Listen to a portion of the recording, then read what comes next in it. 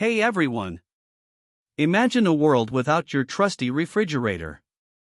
Sounds pretty wild, right? For most of human history, that was the reality. Keeping food fresh was a constant, grueling challenge, a daily battle against spoilage, decay, and hungry microbes. People ate mostly local, seasonal foods, and anything extra had to be consumed quickly or it went bad. This limited diets made long journeys tricky, and honestly, probably led to a lot of upset stomachs. It was a race against time, every single day. So, how did people cope? For millennia, they got really creative with natural cooling and preservation. Think icehouses, literally pits dug into the ground, lined with straw, and filled with ice cut from frozen lakes in winter. That's a massive undertaking, by the way. Beyond that, smoking, salting, drying, and pickling were essential techniques.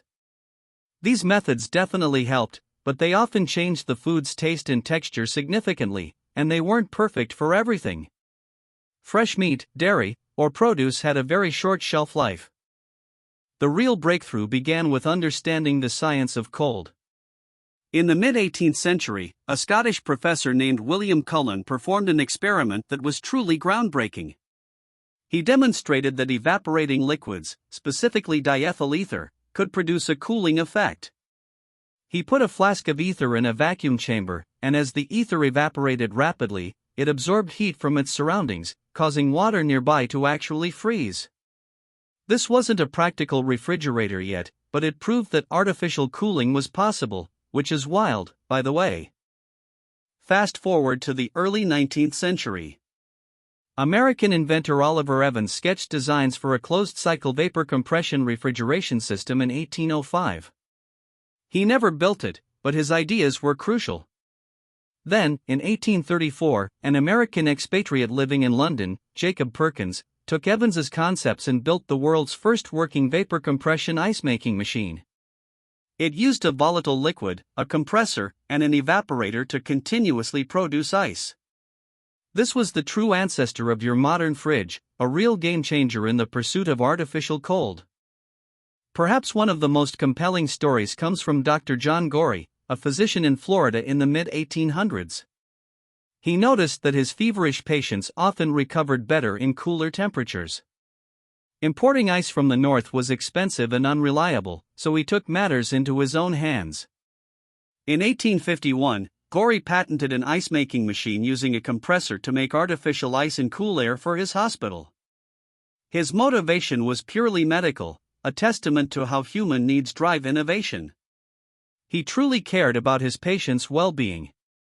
While Gorey's invention was groundbreaking, it was a German engineer, Carl von Linde, who truly scaled refrigeration for industrial use. In the 1870s, Linde developed highly efficient and reliable ammonia refrigeration systems. Ammonia, as a refrigerant, was far more effective than the ethers and air used previously. His systems revolutionized breweries, meatpacking plants, and chemical industries, enabling the preservation of perishable goods on an unprecedented scale. This marked the shift from experimental devices to commercial workhorses, profoundly impacting food logistics.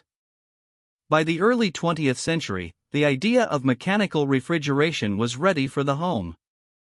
Early domestic refrigerators were expensive, cumbersome, and often used toxic refrigerants like ammonia or methyl chloride, which wasn't exactly ideal for a kitchen appliance.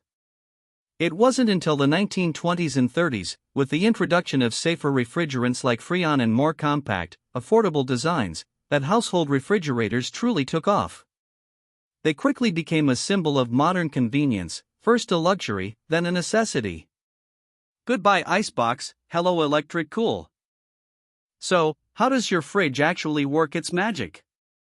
At its core, it's a closed-loop system using a refrigerant. Here's the simplified cycle. First, a liquid refrigerant absorbs heat from inside the fridge, evaporating into a gas.